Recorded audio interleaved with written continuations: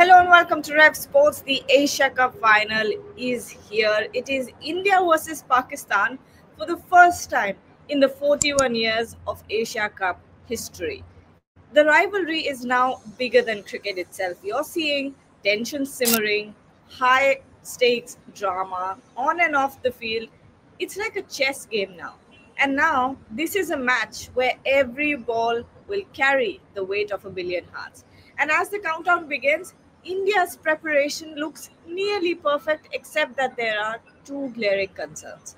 One is Surya Kumar Yadav's form, and the next one is obviously the fielding lapses, the dropped catches. Before India headed into the Sri Lanka match, India had already dropped 12 catches in the tournament.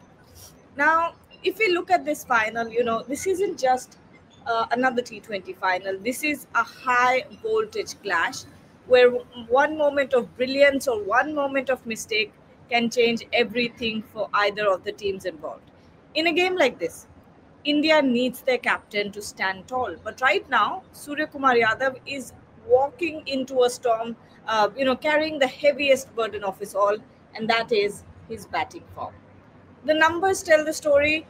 If we were to look at the last 90-20 innings of Surya Kumar Yadav, Surya Kumar has only scored 87 runs.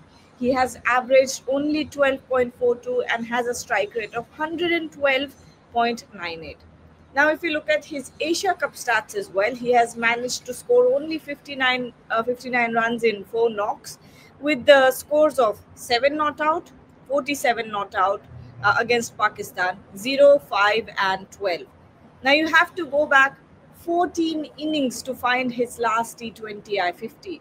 Now, for a player who was once the undisputed number one T20I batter in the world, this is a dip.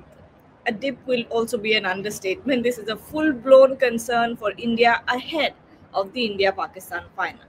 Now, if we look at the decline, it's been gradual, but of course, it has been unmistakable. After averaging around 45 in 2022 and 2023, Surya Kumar has slipped below 30 in 2024. This year, his T20I average has plummeted to around 12, which is barely a runner ball.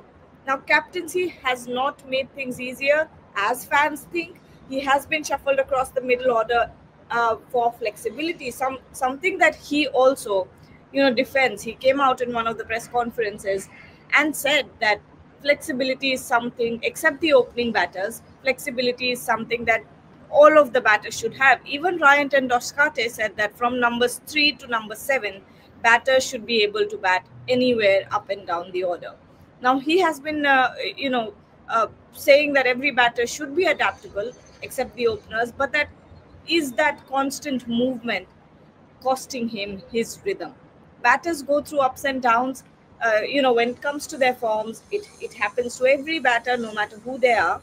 The concern here is not the form itself, but the fact that India will face Pakistan in the final. And we all know that even though it's rare, Pakistan on their best day can be a real threat.